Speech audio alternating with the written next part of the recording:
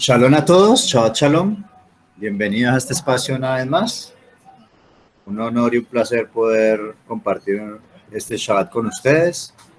Y bueno, esperemos concluir hoy ya esta lección de la Tevilá y ya pasar dentro de 8 días, si el Abacadosh lo permite, pasar a la parte práctica, a la graduación de este seminario o curso.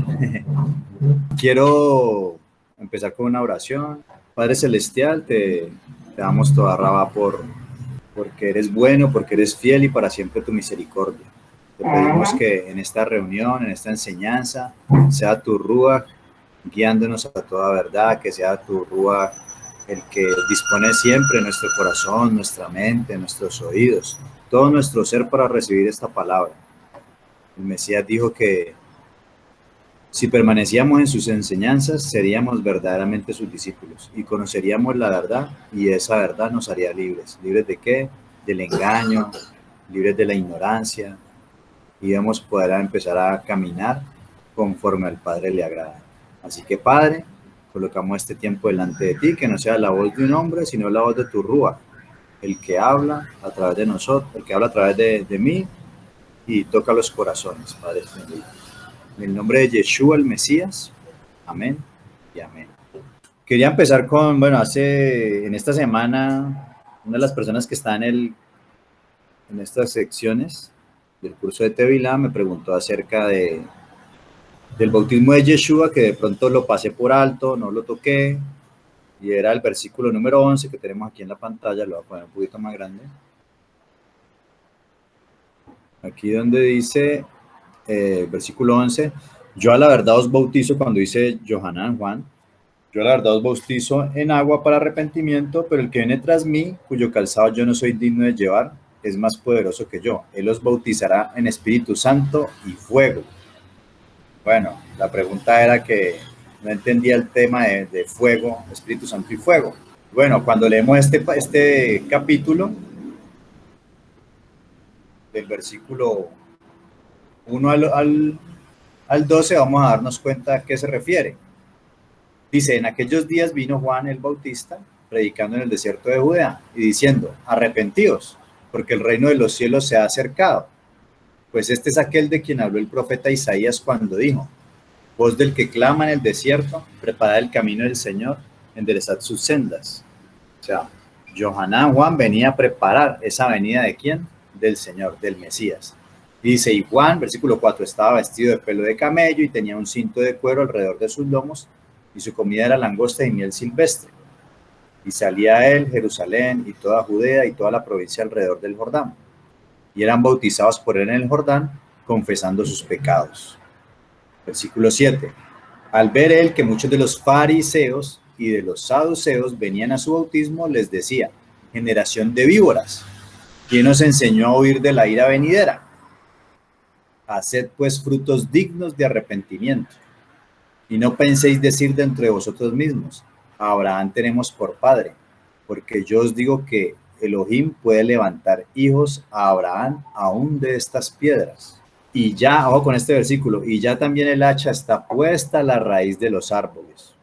Sí, sabemos que en la Torá nosotros somos como árboles, ¿sí? Los árboles representan personas. También el hacha está puesta a la raíz de los árboles, por tanto todo árbol que no da buen fruto es cortado y echado ¿en dónde? En el fuego. ¿Ya? Yo a la verdad os bautizo con agua para arrepentimiento, pero el que viene tras mí, cuyo calzado yo no soy digno de llevar, es más poderoso que yo. Él os bautizará en Espíritu Santo y fuego.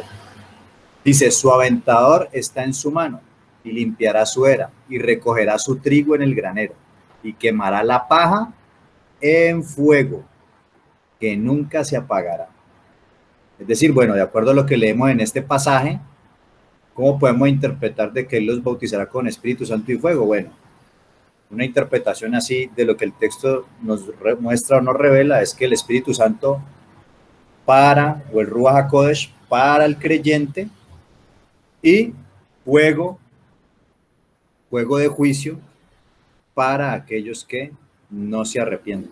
En este caso, Juan les estaba estaba haciendo alusión a los escribas y fariseos que se jactaban que por ser hijos de Abraham, pues ya tenían ganado el reino. Y Juan les dice que tienen que enderezar el camino, volver al camino del Padre, arrepentirse y dar buenos frutos. Mostrar esos frutos de arrepentimiento. Si no, iban a ser cortados y echados en el fuego. Dice donde nunca se apagará. Esa es la interpretación, bueno, que podemos ver en ese texto, pero también podemos interpretar ese Espíritu Santo y fuego. Vemos como en Hechos 2 dice que una manifestación del Ruach fue como un fuego, como lenguas de fuego. O sea, relacionado el Ruach con fuego. Y sabemos que el Ruach también actúa como ese fuego, y el Eterno dice que por allá en Malaquías capítulo 3, dice que Él se sentará como purificador de plata. Se sentará y colocará la plata en el fuego. ¿Y qué hace ese fuego? Va a purificarnos. Entonces también se puede decir que ese fuego en el creyente actúa como esa purificación que va a tener que pasar pues para alcanzar esa estatura, obviamente, del Mashiach. O también lo podemos ver como que dentro del pueblo de Israel, pues hay trigo y hay cizaña o hay paja, y el Eterno va a venir a separar y va a quemar la paja en el fuego, como también lo está diciendo ahí. O sea, unos que están en el pueblo pero que no dan los frutos, de acuerdo a lo que está diciendo Johanan, van a ser echados al fuego. De ahí la importancia pues del arrepentimiento y volver al camino del Creador. Bueno, eso es lo que quería tocar de esa pregunta que me hicieron. Voy a retomar de aquí el estudio de la semana pasada, con lo que finalizamos del tema que vimos. Dice, podemos decir que la Tevilá en Yeshua es símbolo, señal o representación de, uno, nuestra aceptación de su palabra, que es el lavado total para ser purificados y limpios. ¿Sí? Cuando yo acepto esa palabra es que, digamos, tengo como una purificación interior en mi corazón. Dice, mi arrepentimiento y perdón de pecados previos al aceptar el señorío de Yeshua. O sea, todas estas cosas son lo que simboliza y representa la Tevilá. Arrepentimiento y perdón de pecados. No porque cuando usted se meta ahí es que usted se arrepintió, no. Eso es de antes. La Tevilá lo que representa o ilustra de manera gráfica es eso que ya ha acontecido previamente a dicho paso. Recibimiento del Ruach HaKodesh al creer en Yeshua como el Mesías. Y cuando creemos en el Mesías, dice en Efesios que fuimos sellados con el Ruach, que son las arras. Cuarto, conversión. Al bajar en las aguas, que es la inmersión, Tevilá que llamamos, muere y es sepultado el viejo hombre, y al salir de las aguas resucita y comienza una nueva vida. Sale un nuevo hombre, lo cual representa, como lo vimos, un nuevo nacimiento.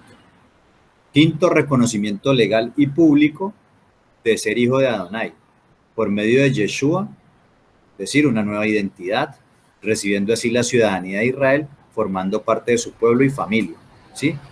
Es decir, con esa Tevilá recibo esa nueva identidad. O sea, esa Tevilá hace parte de ese proceso de nueva identidad. Es una señal, como lo es también la circuncisión, ¿no? Dice, recibiendo así la ciudadanía de Israel, formando parte de su pueblo y familia. Y sexto, la inmersión de la esposa para recibir a su esposo, el Mesías. Ahora, la pregunta es, ¿en nombre de quién debo hacer la Tevilá? Hay un error o confusión generalizado debido a la fórmula de bautizo descrita en la carta del Evangelio de Mateo.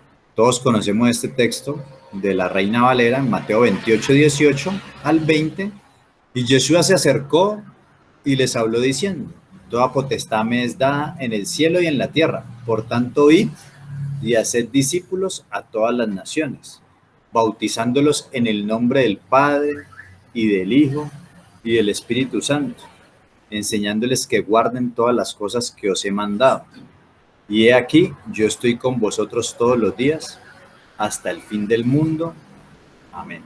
Este es el pasaje que yo creo que todo el mundo conoce, Incluso pues es la fórmula, que como dice aquí, esta fórmula descrita es la mayormente utilizada en el catolicismo y el cristianismo protestante, siendo esta la fórmula bautismal aceptada por parte en sus doctrinas. Eso es lo que vemos en las tradiciones religiosas. Esta primera interpretación, a simple vista, parece la correcta. ¿Por qué? Porque lo dijo el Mesías, ¿no? Aparentemente, pero cuando analizamos la escritura de manera más profunda, nos damos cuenta del error que se hace evidente al confrontarla con todos los demás textos. En los otros evangelios se narra la misma escena de una manera diferente. A ver, aquí nos vamos a la Torá. La Torá dice de que por el testimonio de 2 o 3 testigos, un testimonio es verdadero. Y uno de los principios de interpretación también tiene que ver con eso. O sea, yo de un versículo no puedo sacar o montar una doctrina, por decirlo de alguna manera. Bien, cuando leemos el Brit Hadashah, el Pacto Renovado o el Nuevo Testamento, ¿cómo lo llaman? Vemos que prácticamente el único versículo que da testimonio de este bautismo es ese pasaje de Mateo 28. Pero cuando confrontamos con otros testigos, es decir, con otros pasajes, nos damos cuenta de que ese es el único pasaje, de que todos los demás pasajes tienen otra fórmula y otro nombre en el cual las personas eran bautizadas o hacían la tevilá. Por ejemplo, leemos aquí en Marcos 16:15, que lo coloqué aquí en resaltado en verde, creo que estoy en color verde, porque, para ser honestos, ese texto de Marcos 16, del 15 al 16, en los manuscritos más antiguos no aparece. En los manuscritos más antiguos aparece solamente hasta el versículo 8. Pero lo puse ahí porque, bueno, de alguna u otra manera lo han colocado en las Biblias y sirve también como un testimonio de que, bueno, si fue colocado, si fue anexado esa fórmula bautismal en Mateo 28, pues aquí está contrariando. Miren lo que dice, y les dijo, id por todo el mundo y predicad el evangelio a toda criatura. El que creyere y fuere bautizado será salvo, mas el que no creyere será condenado. O sea, aquí, entre comillas, a este evangelista se le olvidó decir de que se bautizaba en el nombre del Padre y del Hijo. Ahora, estos textos que no tienen ese resaltador, pues sí son textos que aparecen en todos los manuscritos. Lucas 24:46 dice, y les dijo, así está escrito, y así fue necesario, que el Cristo padeciese y resucitase de los muertos al tercer día, y que se predicase en su nombre el arrepentimiento y perdón de pecados en todas las naciones, comenzando de Jerusalén, y vosotros sois testigos de estas cosas. Juan 20, 21 al 23 dice, entonces Yeshua les dijo otra vez, paz a vosotros, como me envió el Padre, así también yo os envío. Y habiendo dicho esto, sopló y les dijo, recibid el Ruach HaKodesh, a quienes remitiereis los pecados, les son remitidos, y a quienes los retuviereis, les son retenidos. O sea que vemos que en los finales del otro evangelio, pues no se menciona dicha fórmula bautismal, y en algunos ni siquiera se menciona pues la tevilá. Eso con respecto a los evangelios, que fue cuando el testimonio de cuando Mashiach aparentemente había dado la orden. Ahorita vamos a mirar en el libro de los Hechos, cuando ya tienen la comisión los apóstoles y van a ir a poner en práctica lo que el Mashiach les dijo. Y nos vamos a encontrar con esta sorpresa. Dice, en la carta de los Hechos de los Apóstoles, a la hora de cumplir con el mandato del Mesías, parece que no obedecieron a esta fórmula bautismal, sino que aplicaron otra diferente, bautizando en otro nombre. Observemos. Entonces vamos con estos testigos. Hechos 2:38 dice, Pedro les dijo, arrepentíos y bautícese cada uno de vosotros en el nombre de Yeshua el Mesías, para perdón de pecados, y recibiréis el don del Ruach HaKodesh. O sea que ahí a los apóstoles, a Pedro, se le olvidó el Padre y el Ruach HaKodesh. Luego por allá en Hechos 8:16, porque aún no había descendido sobre ninguno de ellos, sino que solamente habían sido bautizados en el nombre de Yeshua. Hechos 10:48. Y mandó bautizarles en el nombre del Señor Yeshua. Entonces le rogaron que se quedase por algunos días. Entonces vamos viendo que ya aquí estamos viendo varios testimonios de cómo aparentemente, contrariaron la orden. Hechos 19:4. Dijo Pablo: Juan bautizó con bautismo de arrepentimiento, diciendo al pueblo que creyese en aquel que vendría después de él, esto es, en Yeshua el Mesías. Cuando oyeron esto, fueron bautizados en el nombre del Señor Yeshua. Padre y Espíritu Santo, Ruach Kodesh, por ningún lado. Hechos 22:16. Ahora pues, ¿por qué te detienes? Levántate y bautízate y lava tus pecados invocando su nombre. El apóstol Pablo también parece estar enseñando de manera contraria a la fórmula escrita en Mateo, donde señala lo siguiente en Romanos 6:3. ¿O no sabéis que todos los que hemos sido bautizados en quién? En el Mesías Yeshua hemos sido bautizados en su muerte. Obviamente, claramente, a la luz tiene que saltar la pregunta: ¿desobedecieron los apóstoles o contrariaron el mandato del Mesías? Ya vimos que, de acuerdo a las leyes de la Torá, es por el testimonio de otros testigos. Aquí citamos varios testimonios y son contrarios, desde los mismos evangelios, que digamos que no hablan de ello, y luego ya a la hora de la práctica vemos que ellos no hicieron caso omiso a dicha fórmula. Entonces la pregunta es, ¿Yeshua ordenó eso y ellos no le hicieron caso? ¿O Yeshua no ordenó eso y ellos sí le hicieron caso y estaban utilizando la fórmula de la Tevilá en el nombre de quien el Mesías les había dicho? La respuesta es que de ninguna manera los apóstoles desobedecieron al Mesías. Por el contrario, hicieron lo que él ordenó, que en su nombre se predicara el evangelio. Lo mismo que el bautismo como símbolo de un verdadero arrepentimiento. Vayamos a Lucas 24, versículo 46 al versículo 48. Dice lo siguiente: y les dijo, así está escrito, y así fue necesario que el Mesías padeciese y resucitase de los muertos al tercer día, y que se predicase en su nombre el arrepentimiento y perdón de pecados en todas las naciones, comenzando desde Jerusalén. Y vosotros sois testigos de estas cosas. He aquí, yo enviaré la promesa de mi Padre sobre vosotros, pero quedaos vosotros en la ciudad de Jerusalén hasta que seáis investidos de poder desde lo alto.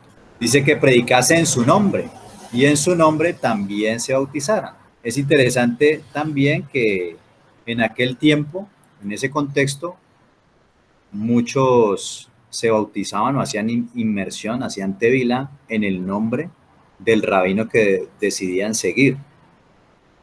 Y vemos por allá, y cuando digo rabino no es como los rabinos de hoy en día, porque en esa época no existía los rabinos como hoy en día. Eso surgió fue mucho después, pero sí se les decía rabí. Por eso vemos en un pasaje al Mesías diciéndoles, no llamaréis a nadie rabí, porque tenéis un solo rabí, refiriéndose a él. Entonces también podríamos decir que ese bautismo, ahí también dentro de todo lo que hemos hablado que representaba y simbolizaba, también puede tener la connotación de que era un bautizo en el nombre del rabino que hemos decidido seguir. Porque como vimos, habían diferentes grupos y dentro de esos grupos, como les dije, en los fariseos habían diferentes tipos de fariseos, habían dos casas y habían diferentes rabí que tenían sus interpretaciones y tenían sus alumnos, sus discípulos. Ahora, en el grupo de los nazarenos, los seguidores del Mesías, era el judaísmo nazareno. Y los discípulos seguían a las enseñanzas de la interpretación, la enseñanza de la Torah con la interpretación del rabí Yehoshua. Entonces, de alguna manera, nosotros también en esa inmersión nos estamos identificando y que vamos a seguir los mandatos del creador de su Torah con la interpretación del Mashiach. Y de ahí también el tema de bautizar en su nombre. Ahora, ¿quién fue Shem Tov? Ya les voy a decir quién fue Shem Tov. Shem Tov ben Isaac ibn Shaprut nacido en Tudela, Navarra, a mediados del siglo XIV, fue un rabino judío sefaradita, muy versado en los estudios bíblicos y talmúdicos, un hábil polemista y un defensor apasionado de su fe judía, de lo que dio muestras en la controversia judío-cristiana organizada en Pamplona en el año 1375 por el cardenal Pedro de Luna, más tarde Benedicto XIII. Escribió una obra de polémica anticristiana, Eben Boham, Piedra de Toque, concebida para ayudar a sus correligionarios en las frecuentes controversias religiosas de la época. O sea, en esa época estaban en controversias con el catolicismo, que era el cristianismo pues predominante, y entonces por eso hace como esta obra apologética. Dice, dicho tratado contiene la traducción al hebreo de extensos pasajes de los 4 evangelios, un super comentario al Pentateuco, la Torá, de Abraham ibn Ezra, que es un sabio judío muy conocido, y otra de explicación a algunos pasajes agádicos del Talmud. Este hombre poseía un antiguo evangelio de Mateo escrito en hebreo, que data del tiempo primitivo. Esta fuente era independiente de la fuente católica romana. Ahora, desde fechas tempranas es conocido que el evangelio de Mateo fue escrito en hebreo. Bueno, a nosotros siempre se nos ha dicho que el Nuevo Testamento fue escrito en griego, pero al parecer sí había un evangelio escrito en hebreo y era el de Mateo. Entonces, repito, desde fechas tempranas es conocido que el evangelio de Mateo fue escrito en hebreo y que dicho texto hebreo era utilizado por los nazarenos, y así fue como inicialmente les conocía a los seguidores del Mesías. Así, por ejemplo, Jerónimo, que fue el que vivió en el año 331 después del Mesías, el 420, y quien fue el que tradujo la Biblia del griego y del hebreo al latín, ¿sí? Es la que conocida como la Vulgata latina, confirma la existencia, o sea, este hombre Jerónimo, ese traductor que vivió en esa época, confirma la existencia del evangelio hebreo de Mateo y declara lo siguiente: Mateo, que es también Leví, compuso un evangelio en el idioma y caracteres hebreos. Además, él mismo está preservado hasta este día en Cesarea, en la biblioteca tan diligentemente coleccionada por el mártir Pampilus. Eso está en el catálogo de escritores eclesiásticos. Y este evangelio hebreo confirma un hecho ahora reconocido, el de que los versículos que hoy en día leemos al final del capítulo 28 no son realmente como los redactó el apóstol. También el historiador cristiano Eusebio de Cesarea, que vivió en el 263 al 339, era conocido como el padre de la historia de la iglesia. Imagínese usted, bueno, este hombre, conocido como el padre historiador de la iglesia, heredó de la extensa biblioteca de Pampilus, que se conservaba una copia del texto original de Mateo, sino el texto original mismo. Confirma también en el capítulo 24 del tercer libro de su historia eclesiástica que Mateo escribió en hebreo el evangelio que lleva su nombre. Una de las copias de este evangelio fue hallada dentro de un tratado judío sefaradí del siglo XIV, conocido con el nombre de Eben Boyan, y completado alrededor del 1385 por el médico judío Shem Tov ben Isaac ben Shaprut, que es el que estamos hablando, en Tarazona de Aragón, España. Shem Tov compiló el evangelio hebreo de Mateo en 18 manuscritos, basándose seguramente en las copias de anteriores copistas judíos. Esta opinión es sostenida por George Howard, quien pone de manifiesto que la redacción del evangelio hebreo de Mateo no puede explicarse como una traducción del griego. De hecho, frecuentemente se emplean en sus expresiones paranomasias. ¿Qué son las paranomasias? Bueno, son frases construidas a base de palabras que derivan de raíces fonéticamente semejantes. O sea, son palabras que tienen unas letras en hebreo parecidas y hacen que las palabras suenen obviamente parecidas, pero no tienen el mismo significado. Es decir, un juego de palabras. Esta clase de redacción está destinada a embellecer el texto y es una característica en la narración de las escrituras hebreas. ¿Cómo aparece este texto escrito en hebreo? Bueno, aparece aquí como está en pantalla, dice. Voy a leer la traducción para los que están acá que no ven. Yeshua se acercó hacia ellos y dijo, es una transliteración, Y dijo, a ellos, a mí he entregado todo el poder en el cielo y en la tierra. Id a ellos vosotros, y cuidad de ellos para que cumplan todas las cosas que he mandado con vosotros hasta siempre. Es decir, por ninguna parte hace mención a la Tevilá, en el nombre del Padre, el Hijo y el Espíritu Santo. Yeshua, aquí lo vamos a ya como a cuadrar cómo redactarlo para presentarlo. Dice, Yeshua se acercó hacia ellos y les dijo, a mí se me ha entregado todo el poder en los cielos y en la tierra. Vosotros id a ellos y cuidad de ellos para que cumplan todas las cosas que he mandado. Estoy con vosotros hasta siempre.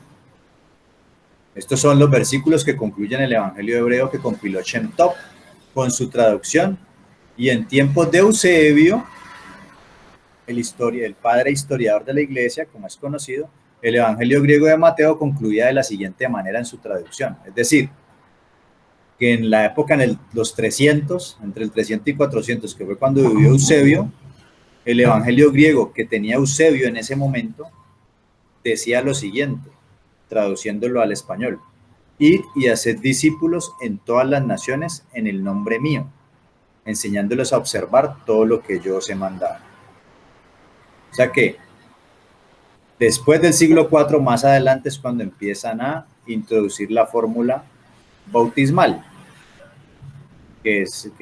se encuentra en los textos del día de hoy. Hoy en día hay traducciones que han corregido dicho error, además de traer notas aclaratorias. Vamos a mirar algunas.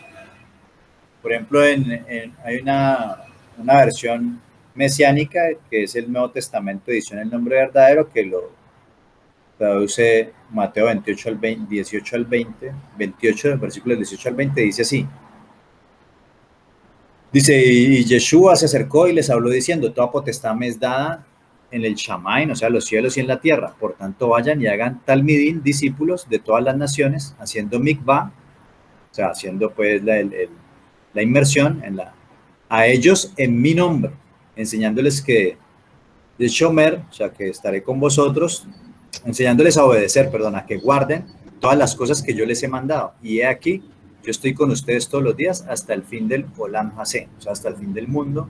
Amén. Otra versión, que es la versión Kadosh, israelita mesiánica, dice, Joshua se acercó a enseñarles a obedecer todo lo que les he ordenado. Yo estaré con ustedes, sí, hasta el fin de la época. Entonces, bueno, ahí hay otros anexos que eso no los vamos a mirar porque es más de lo mismo. Más de lo mismo y pues no es necesario. Entonces vemos que claramente que los manuscritos más antiguos y de hecho en griego, como el que tenía Eusebio, pues no dan esa fórmula bautismal. Y más atrás del Evangelio escrito en hebreo de Mateo, del que dan testimonio los mismos historiadores y reconocidos padres de la iglesia, pues vemos claramente que esa fórmula no existía. Por lo tanto, de acuerdo a todos estos testimonios bíblicos y extrabíblicos, podemos ver claramente de que esa fórmula bautismal es un añadido de hombres para fortalecer, afianzar e instalar la doctrina trinitaria, tradición católica y de muchos protestantes, pues es la que impera, la que reina, es la dogma, y de esos versículos pues son uno de los que utilizan para ello, pero en los originales no está. Eso por ahí, para que vamos quedando claros. Ahora, condiciones para la Tevilá. Entonces lo que vimos ahí es que el bautismo que practicaron, la Tevilá, era en el nombre de Yehoshua. Los testigos demuestran eso. O sea, si hacemos un juicio de acuerdo a lo que la Torah enseña, nos damos cuenta de que es en el nombre de Yeshua, no en el nombre del Padre, el Hijo y el Espíritu Santo. Obedece más a una religión de hombres. Condiciones para la Tevilá, bautismo en agua. Veamos a continuación las condiciones que debe cumplir una persona para poder acceder a la inmersión ritual en nombre de Yeshua el Mesías. Bueno, esto hace años atrás, en una enseñanza que estuve con el pastor Carlos Rabat, bueno, lo aprendí de ahí. No está citado literal porque pues obviamente le anexé más cosas, pero básicamente fue extraído de ahí y me pareció oportuno citarlo aquí. Dice, veamos a continuación las condiciones que se deben cumplir para que una persona pueda acceder a la inmersión en el Mesías. Primero, arrepentirse. Vamos a leer Hechos 2:37 al 38. Y ojo aquí con los que van a dar el paso, ¿no? Y ya estamos adentrándonos. Hechos 2:37 al 38. Dice lo siguiente: al oír esto, se compungieron de corazón y dijeron a Pedro y a los otros apóstoles: varones hermanos, ¿qué haremos?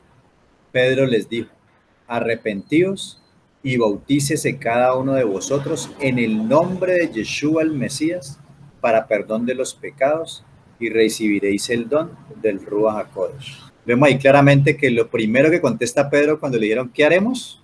De hecho, estamos viendo este curso y la pregunta es para los que quieren bautizar. Bueno, ¿qué haremos?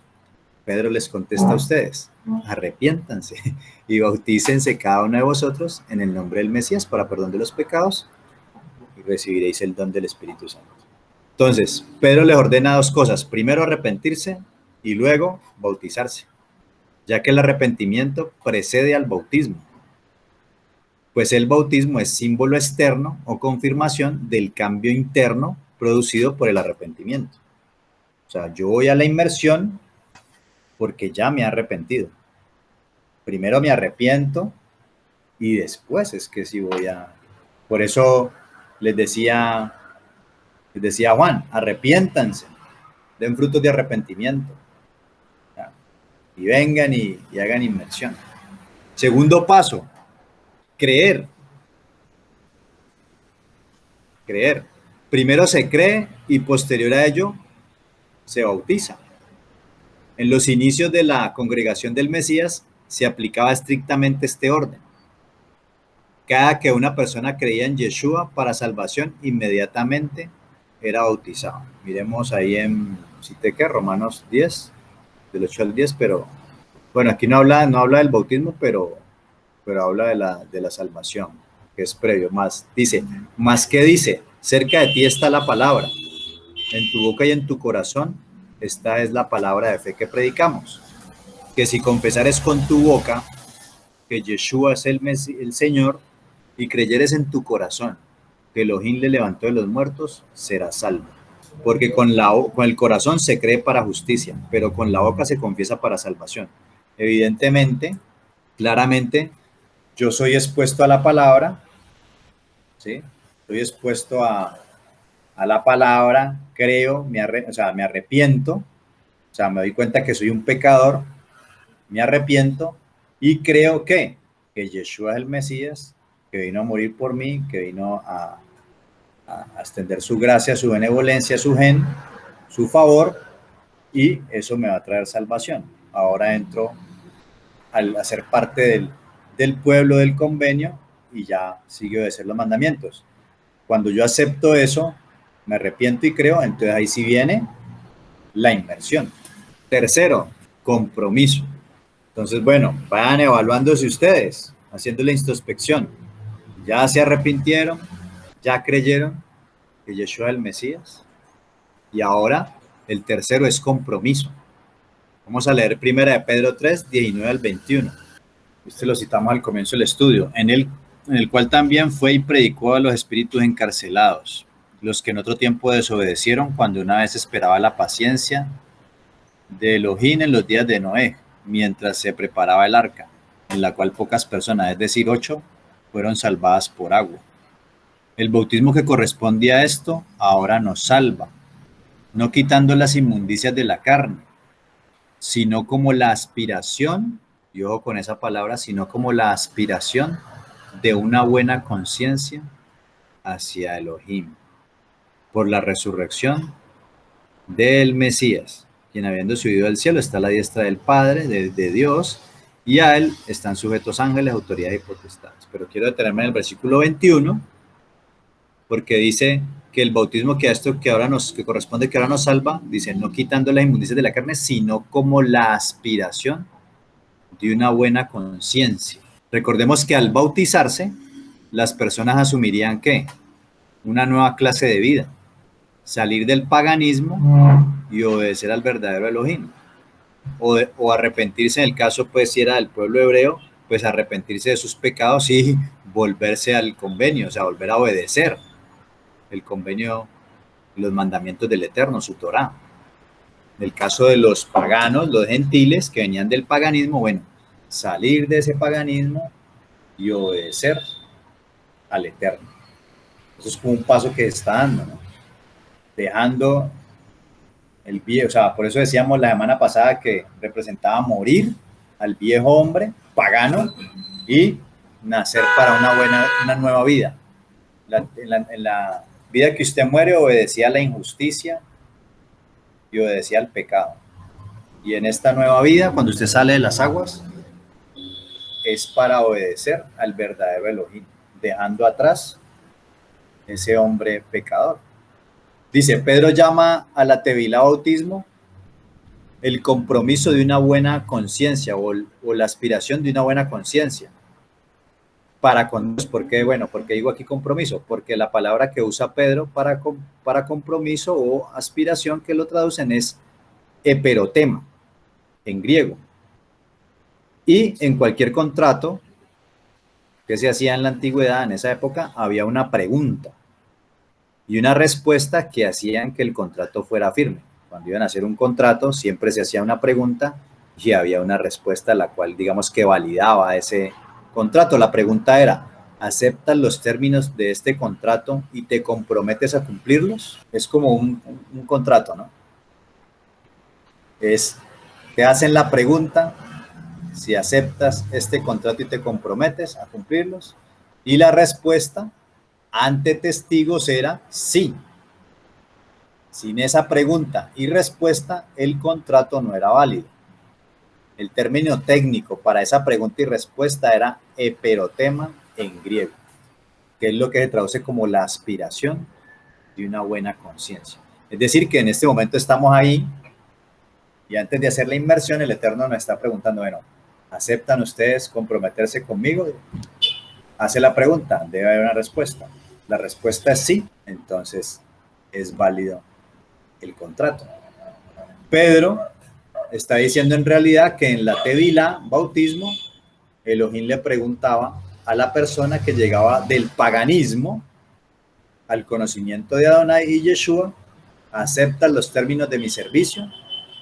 Esa es la pregunta que le está haciendo el Mesías ahora en este momento. ¿Aceptan los términos de mi servicio?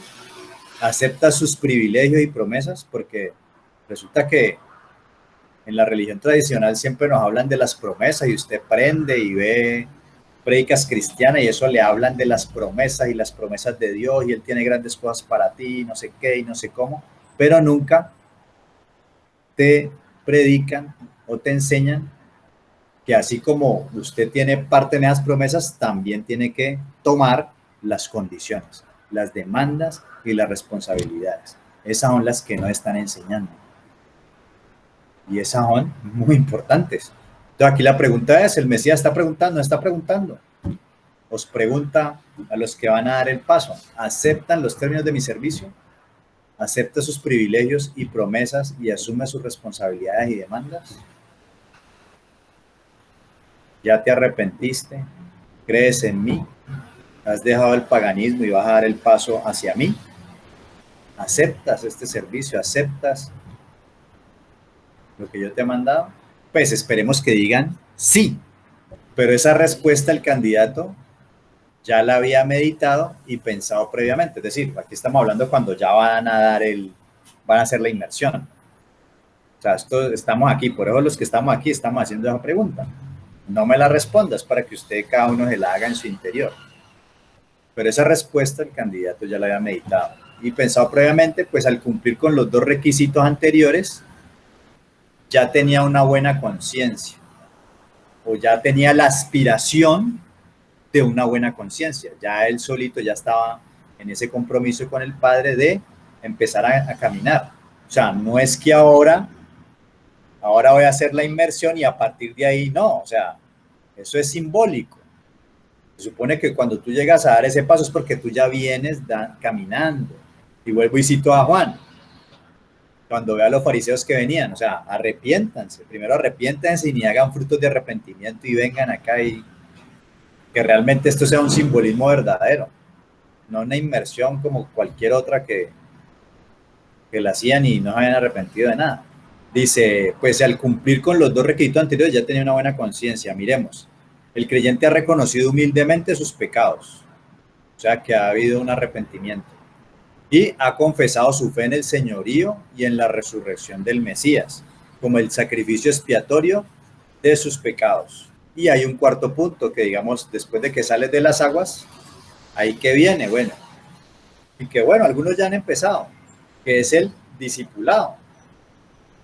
El candidato a realizar la tevilá debe tener claro que después de la inmersión es como si fuera un niño recién nacido o como una persona con nueva nacionalidad. Es su responsabilidad aprender las leyes o normas que debe seguir para ser parte de esa nueva familia o nación, que como un niño recién nacido debe saber humildemente recibir la instrucción necesaria para conducirse en esta vida, creciendo, madurando y llevando fruto. Es decir, se convierte en un discípulo del Mesías. Le van a dar una nacionalidad, usted debe propender por qué. Usted cuando le dan una nacionalidad de otro país, lo hablamos en otra clase, usted lo ponen a que aprenda datos históricos, el himno, bueno, una cantidad de cosas. Aquí, en este caso, el Mesías dijo, y que eso sí coincide, vayan y enséñenles a guardar lo que yo les he mandado, o lo que yo les he enseñado. ¿Y qué fue lo que enseñó él? Torah. Él no enseñó otra cosa que Torah. ¿Sí? Cuando hacemos un estudio de qué fue lo que enseñó Yeshua, nos vamos a dar cuenta que lo que hacía era enseñar Torah. En otras palabras, al bautizarse se está comprometiendo públicamente a una vida de discipulado. Claro, estamos dando un testimonio público de que, vean, yo ya creo en el Mesías, voy a dejar de ser un pagano y ahora voy a dirigir mi vida, a conducir mi vida conforme a la Torah y las enseñanzas del Mesías. Eso es lo que estamos haciendo. Recordemos que por eso Yeshua, bueno, se levantó de la tumba y ordenó a sus discípulos el ir y hacer más discípulos en todas las naciones. Espero que estemos claros hasta ahí, ¿no? Los que van a bautizar, con esto que estamos viendo ahí. Arrepentimiento, creer, ¿sí? Compromiso y discipulado. Escriba las palabritas por ahí o grábeselas. Ahora, conclusión. El bautismo o tevilá no es meramente una limpieza física, es símbolo de una previa limpieza espiritual de todo el corazón. Bueno, eso fue lo que estuvimos hablando en todas estas clases. Espiritual de todo corazón, alma y vida. Sus efectos deben estar en la misma alma de la persona y en la totalidad de su vida. Para una persona poder ser bautizada, debería cumplir con estas 4 condiciones. De lo contrario, la persona no es apta para realizar la inmersión ritual de tevilá, bautismo. ¿Sí? La idea no es que usted llegue allá ese día, se bautice y salga de ahí y siga siendo el mismo que siempre fue, con todos los pecados. Y no se interese por conocer del Eterno, ni de su palabra, ni cambiar. Simplemente un ritual para cambiar de religión, por decirlo de alguna manera. Pero ya vemos que esto no es una religión, esto es una nacionalidad y esto es uno de los requisitos para obtener esa nacionalidad, parte de ese proceso.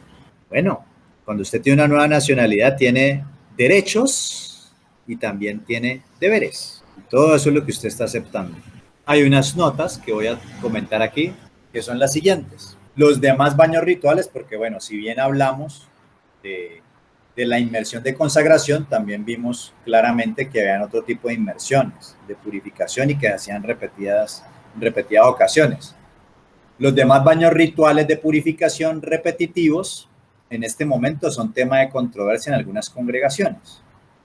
Si algunos dicen que ya usted con la inmersión en el Mesías, usted ya no tiene necesidad de hacer esa otra inmersión ni nada de esto. Bueno, esa es la posición de algunos. Otros, por el contrario, pues lo vemos diferente, ya vamos a tocar ese tema. Dice, es controversia en algunas congregaciones, para algunos la inmersión en el Mesías es suficiente, y para otros porque la implicación de estos baños era, o sea, unos dicen que la inmersión del Mesías ya están todas las inmersiones ahí, que ya no hay que hacer más, y otros dicen que esos otros baños rituales de purificación, la implicación era permitirles a las personas impuras volver al Beit HaMikdash, o sea, al Templo de Jerusalén, por las impurezas que vimos, ¿sí? Sarral, que lo traducen como lepra, de polución nocturna del hombre, o descarga seminal, pues, la nidad o el periodo de la mujer, el tener un hijo, bueno, todo eso que vimos, tocar un muerto,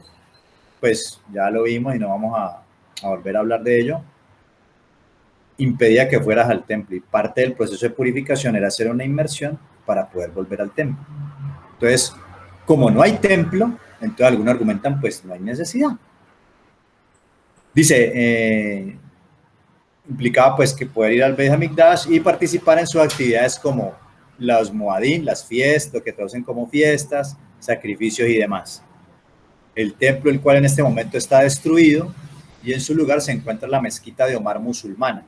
A pesar de ello, muchos judíos hoy en día siguen practicando estos baños rituales, aunque no esté el templo en pie.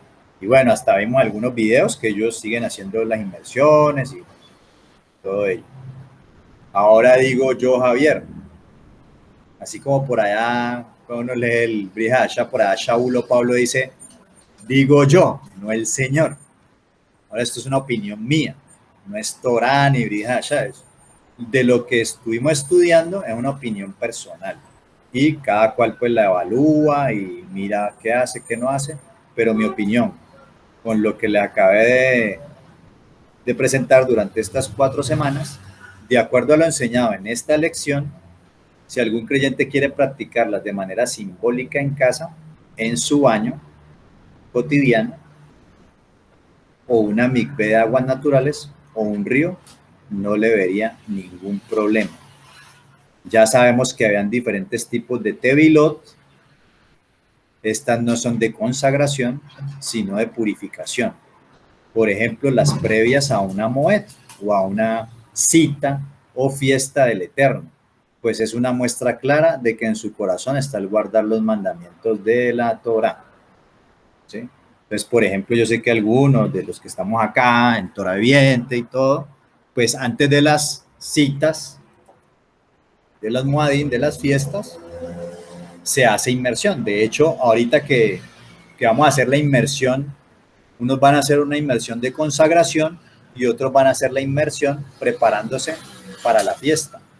Como lo vimos en la enseñanza de estas semanas, esas fiestas se convierten en un espacio sagrado, un espacio de tiempo sagrado, el cual el Eterno lo ha declarado sagrado, y Él viene a morar con su novia, con su pueblo. Por lo tanto, cuando se acerca una fiesta, estamos en un ascenso espiritual, porque nos vamos a encontrar con el Eterno. ¿Qué hacía el pueblo? Y como yo les expliqué, si se destruyó el templo, pues, si se destruyó el templo, ellos trataron de trasladar esas costumbres a la vida cotidiana, precisamente para no perder la cultura ni el protocolo de cómo se debían acercar a la presencia del Eterno.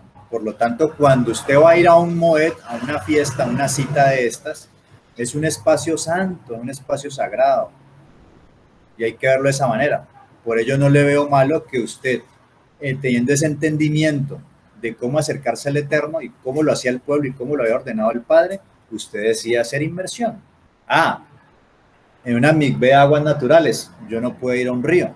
Entonces, bueno, me acuerdo de una reflexión que hacía un moré cuando me hice la milá, la circuncisión, y él estaba hablando acerca de esta inmersión en el moré Carlos de Cala, y él decía que él acostumbraba en el baño de él, pues como no habían, de pronto uno no es un judío con dinero para hacer una mikvé en la casa, como las que vimos, que sea kosher. Entonces, pues bueno, finalmente el agua de la llave es un agua que viene de ríos, pues ya es tratada, pero es un agua que corre. Entonces lo que decía era que él se salía salía del chorro y luego se metía, aguantaba la respiración, se salía y lo hacía así por 7 veces. Y voy a tratar de parafrasear porque no recuerdo exactamente, pero algo así como que cada inmersión era pues como una purificación también moral por el pensamiento. Lo hacía 7 veces porque una era el pensamiento, las cosas que pensaba, entonces como de arrepentimiento, de lo que pensaba, por los ojos, por lo que veía que no debía estar mirando, por la boca, por lo que podía llegar a hablar o decir, pecando con la boca, con los oídos, porque muchas veces de pronto oía cosas que no debía oír, que a veces nos pasa, no debo escuchar esto, pero el chisme, o están rajando de alguien y la gente, bueno, ese tipo de cosas, por mis actos, o sea, mis manos que hacen lo que no deben, o mis pies que son presurosos para ir por caminos por donde no debe andar. Y si no estoy mal, el último, el séptimo, era por impurezas rituales, descarga o polución nocturna, o las mujeres después del periodo, la nidad, y bueno, todo esto. Entonces él hacía esas inmersiones, sobre todo cuando se acercaba un moed, representando eso que hacía el pueblo y ese protocolo para acercarse a esa presencia del Eterno. Entonces, viéndolo de esa manera, porque eso fue lo que expusimos aquí, yo no le veo problema de que alguien quiera hacerlo. Ahora, ¿por qué le estoy diciendo así como si fuera una alternativa? Porque pues no es un mandamiento como tal que tenga que hacerlo, y porque cada cual, en la manera que se va acercando, va conociendo del Eterno, el Eterno le va revelando, le va poniendo en el corazón ciertas cosas, ¿ya? Y una de ellas puede ser esa. Entonces, por eso lo digo. Ahora, también vemos profetizado por el profeta Zacarías que en el reinado, ojo con esto, que en el reinado del Mesías, en la era mesiánica, también se practicará Tevilá. Esa aquí la tengo escrito, pero quiero que vayamos al texto en la Biblia, en Zacarías 13:1. Y incluso si usted va un capítulo atrás, usted va a ver de que viene hablando de la salvación del Eterno, y dice que hay un título, pues aquí en esta Reina Valera, mirarán el que le traspasaron, es decir, cuando venga el Mesías, en su segunda venida. Y después de esa venida, viene lo del versículo 1. En aquel tiempo habrá un manantial abierto para la casa de David y para los habitantes de Jerusalén, para la purificación del pecado y de la impureza. La purificación del pecado y la impureza, es decir, que estamos hablando que se harán inmersiones. Porque cuando venga el Mesías, él va a reinar en la tierra, en Jerusalén, y allá mismo en Zacarías, en el capítulo 14, va a hablar de que el día del Señor, las naciones tendrán que venir a rendir tributo. Miren, por acá en el versículo 19, dice acá después de la guerra que va a haber, pues, veamos los del 16, dice, y todos los que sobrevivieren de las naciones que vinieron contra Jerusalén, subirán de año en año para adorar al rey, a Adonai de los ejércitos, y a celebrar la ¿qué?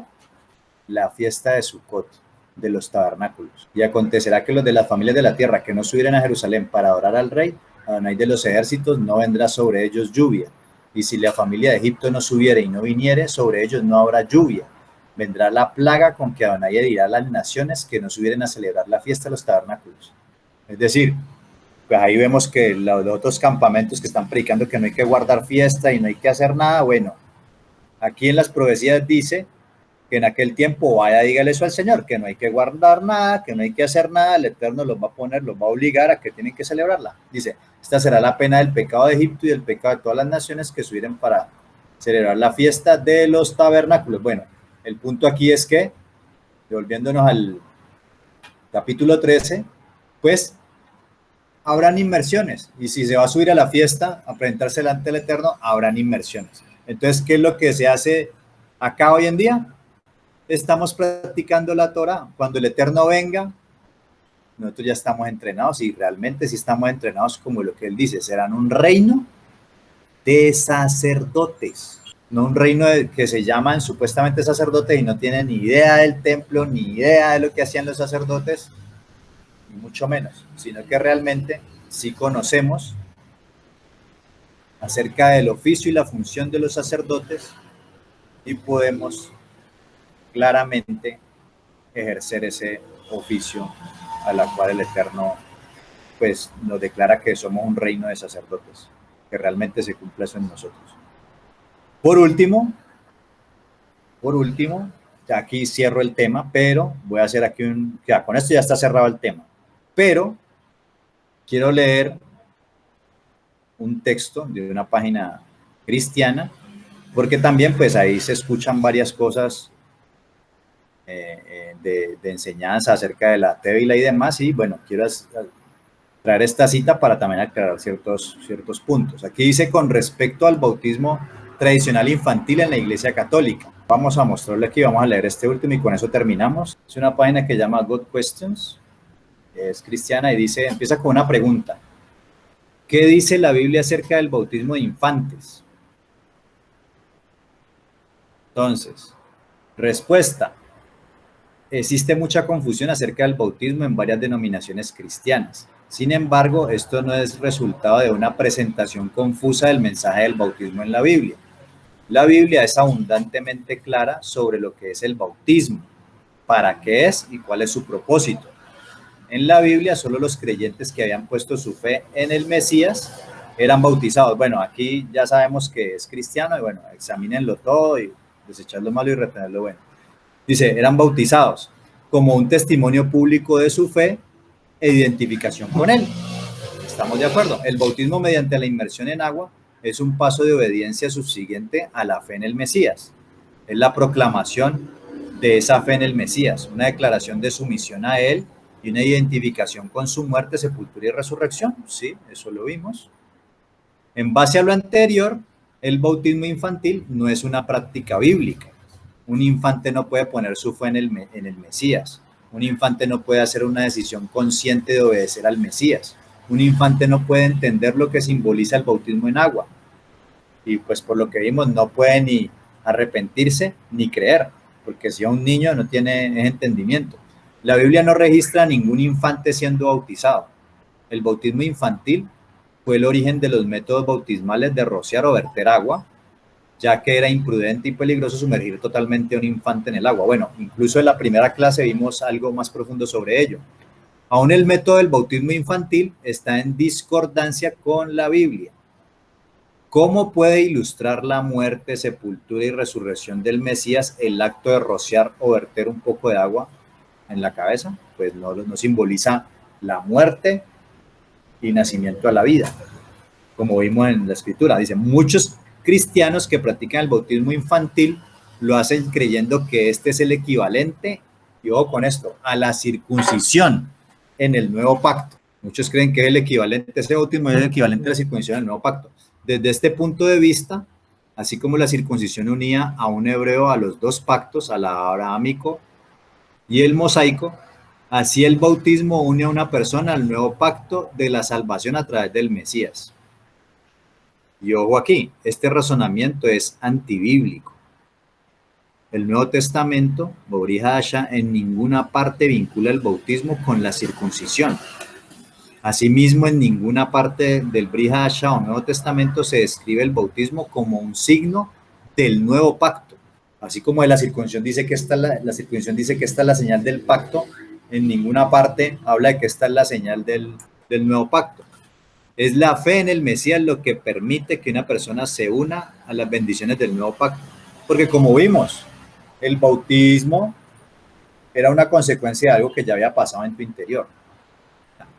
El bautismo no salva a una persona. No importa si fuiste bautizado por inmersión, si te vertieron agua o te rociaron con ella. Si tú no confías primeramente en el Mesías para salvación, el bautismo, sin importar el método, es inútil y sin significado alguno. La tevilá, pues, en agua por inmersión, es un paso de obediencia que debe ser hecho después de la salvación, como una confesión pública de la fe en el Mesías y la identificación con él. El bautismo infantil no tiene cabida en la definición bíblica del bautismo o en el método bíblico del mismo, porque ya vimos que tevilá es ¿qué? Sumergirse, y tiene que haber plena conciencia. Dice, si los padres cristianos desean dedicar su hijo al Mesías, entonces lo apropiado es, bueno, un servicio de dedicación del bebé. Sin embargo, aun si los infantes son dedicados al Señor, cuando crezcan deberán hacer una decisión personal de creer en el Mesías para que puedan ser salvos. Entonces, bueno, quería citar esto porque pues ahí a los alrededores uno a veces escucha cosas que no, pues que de pronto tergiversan la información bíblica. O sea, la inmersión en el Mesías es un símbolo de lo que ya aconteció en tu corazón, pero ella en sí no te va a salvar, porque si no, entonces el hombre que estaba al lado de la cruz cuando estaba muriendo Mashiach, pues en qué momento sacó los clavos y se fue a bautizar. Y él le dice que al otro día iba a estar con él en el paraíso. Lo que ocurrió fue los, el arrepentimiento, el reconocimiento de que él era el Mesías que tuvo este malhechor ahí en la cruz, lo que lo salvó en el último minuto. Entonces no es por el bautismo, y el bautismo simplemente lo que yo puedo entender en lo que he estudiado la escritura, lo que revela es que sí, inicialmente era un ritual de aceptación a los nuevos creyentes gentiles como parte del proceso, y luego ellos de Shabbat en Shabbat tenían que ir aprendiendo Torah. Y en ese aprender de Torah iban a llegar a las primeras parashá, que ya en esa época se enseñaban, ese era el método desde aquellos tiempos. Y hay una parashá que habla de la circuncisión. Y en la medida que vos vas avanzando, pues así como Abraham, como el padre Abraham, el padre de la fe, caminó mucho tiempo y fue declarado justo sin ser circuncidado, luego el Eterno le dice, circuncida. Entonces, es un proceso que hay que llevar, pero en ningún momento la tevila o el bautismo reemplaza la circuncisión física. Padre de la gloria, amado Rey, eterno Creador, te agradecemos, Padre Celestial, en esta hora. Te agradecemos por la vida de cada uno de los que estamos aquí, Padre Celestial, reunidos tanto en Internet, Padre Celestial, como los que estamos aquí en este momento, Padre Celestial. También por la familia de Javier, Padre, las personas que están reunidas junto con él, Padre Celestial. Gracias por la vida de este siervo, Padre Celestial, de Javier, Señor, que ha dispuesto su corazón, ha dispuesto su tiempo, Padre Celestial, para escudriñar tu palabra, Señor, y para poder transmitir, Padre Celestial, esta información a cada uno de nosotros, Padre. Gracias, Padre Celestial, porque tú eres maravilloso, porque tú te glorificas, Padre, día tras día en cada una de nuestras vidas, Padre Celestial. Gracias, Padre, por cada palabra, cada información que llega a nuestra vida, a nuestra mente, a nuestro corazón, mi Rey, porque sabemos, Padre, y entendemos que y nos das esa shalom, esa paz que es palabra directamente tuya, Padre Celestial. Gracias por ellos. Gracias, Padre Celestial, porque pones el tiempo, dispones todo, Padre Celestial, para poder llevar a cabo, Señor, no solamente la Tevilá, Padre Celestial, sino todo lo que tiene que ver contigo, con tu palabra, mi Rey. Todo lo que tiene que ver con servirte, Padre Celestial. Gracias, Señor, por acomodar el camino, Padre Celestial. Gracias por este tiempo de Shabbat, por este inicio, por este alto en el camino, Padre, que hacemos, mi Rey. Porque después de venir de una semana, Padre, que tal vez hayamos tenido situaciones complejas, mi Rey, tú hoy nos das este tiempo, Padre, para estar en ese encuentro contigo, en ese reposo, Padre Celestial. Gracias, Abba, por ello, mi Señor.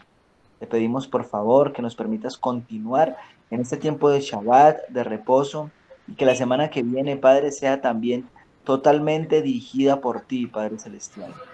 Eso te lo pedimos, mi Rey, en el poderoso nombre de tu Hijo amado, Yeshua HaMashiach. Amén y amén. Amén.